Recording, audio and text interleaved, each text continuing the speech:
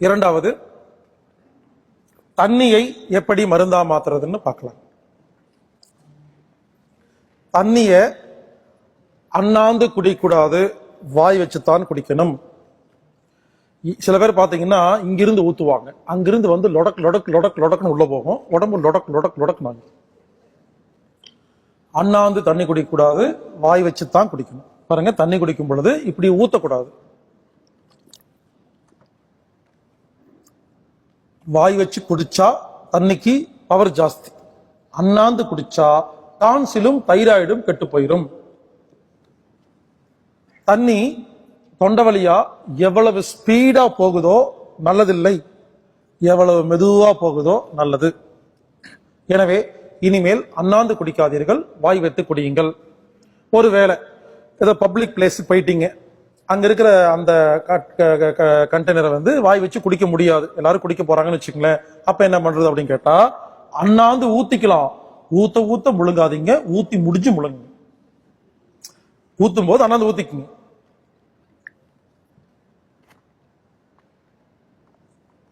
முழுங்கும் போது மெதுவா முழுங்கிங்க, ஊத்த ஊத்த அப்படியே முழுங்க வேண்டாம். அடுத்தது, தண்ணி பத்தி யாரு பேசுறதா இருந்தாலும் pH வேல்யூ பத்தி பேசினாதான் தண்ணி பத்தி பேச முடியுங்க. pH வேல்யூ என்ன? பர்சன்டேஜ் ஆஃப் ஹைட்ரஜன், அதாவது ஹைட்ரஜனுடைய தன்மை. 0ல இருந்து 7 வரைக்கும் ஆசிட், 7ல இருந்து 14 அல்கலை. இது ஊருக்கே தெரிஞ்சதுதான், தெரியலன்னா புரிஞ்சுக்குங்க.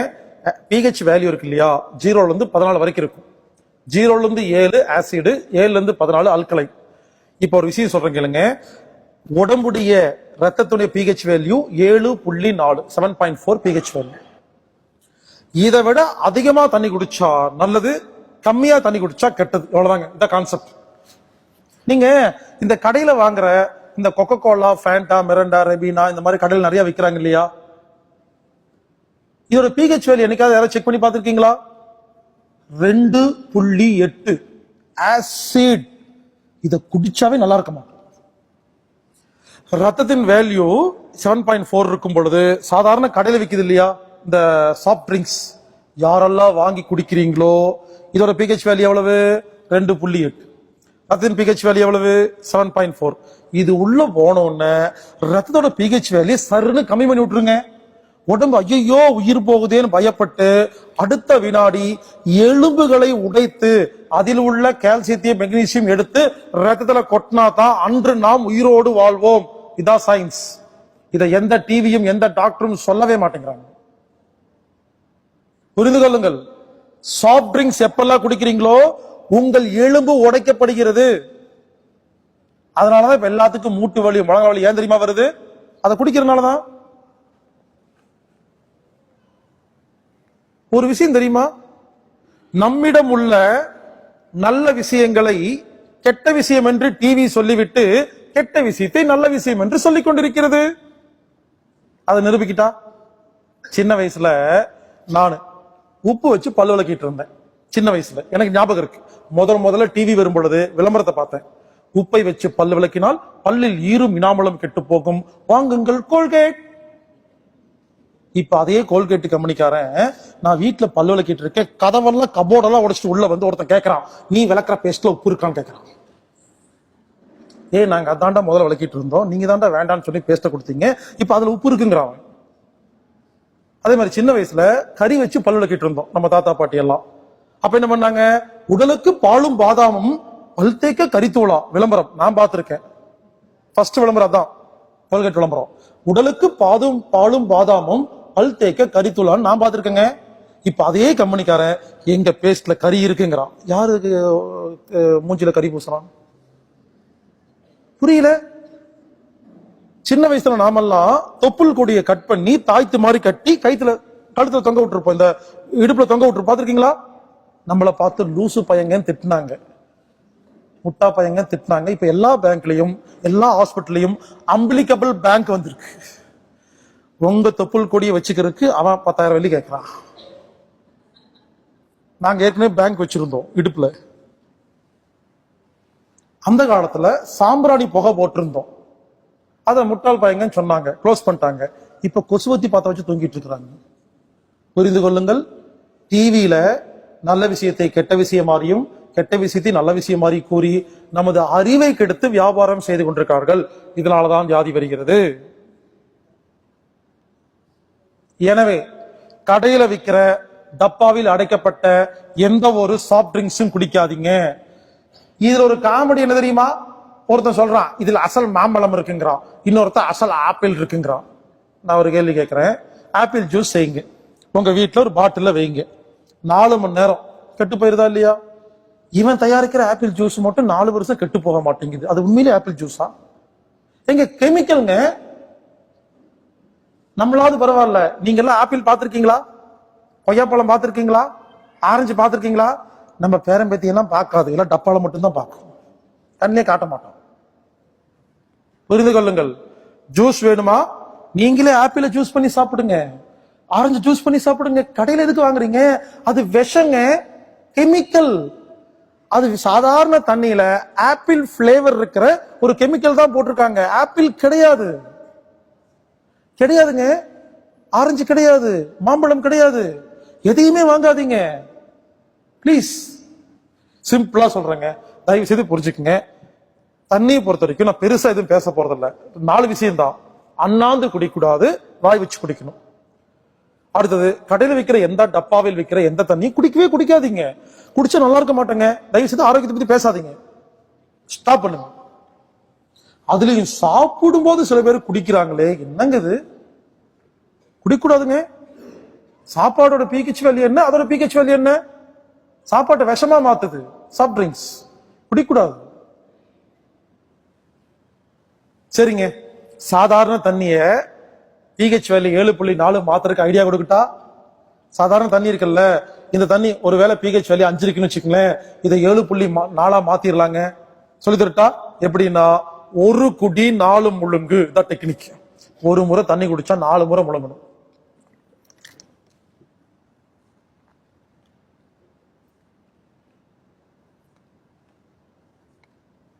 அதாவது எச்சில் தான் பிஹெச் வேல்யூ அதிகமா இருக்கிற ஒரு பொருள். எங்கேயாவது புண்ணு வந்துச்சுன்னா எச்சில் எடுத்து வைங்க, புண்ணு ஆறிடும். இதை விட நீங்க ஆன்டிபயோட்டிக் எங்கேயுமே தேட வேண்டாம். யாருக்காவது கண்ணுல கிட்ட பார்வை தூர பார்வை குளுக்கோமா கண்ணுல பொறை இருந்தா வாரத்துக்கு ஒரு நாள் உங்கள் எச்சிலை எடுத்து கண்ணுக்குள்ள போட்டு கண்ணை மூடி 1/2 மணி நேரம் இருந்து குளிச்சிருங்க. 6 மாசத்தில் குளுக்கோமா சரியா போயிடும். எச்சில் தான் சிறந்த மருந்து. அப்போ தண்ணி குடிக்கும் பொழுது வாயில எவ்வளவு நேரம் வச்சு எச்சில கலந்து முழுங்குறோமோ அது பிஹெச் வேல்யூ 7.4 மாறிவிடும். நீங்க செக் பண்ணி பாருங்க. ஒரு தண்ணி எடுங்க, பிஹெச் வேல்யூ 4 இருக்கும், வாயில ஊத்துங்க.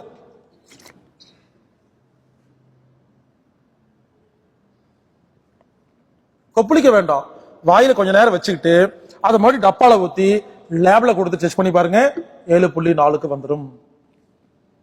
எந்த தண்ணி குடிச்சாலும் வாயில வச்சு எவ்வளவு மெதுவா குடிக்கிறோமோ அது மருந்து, எவ்வளவு வேகமா குடிக்கிறோமோ அது மருந்து இல்லை.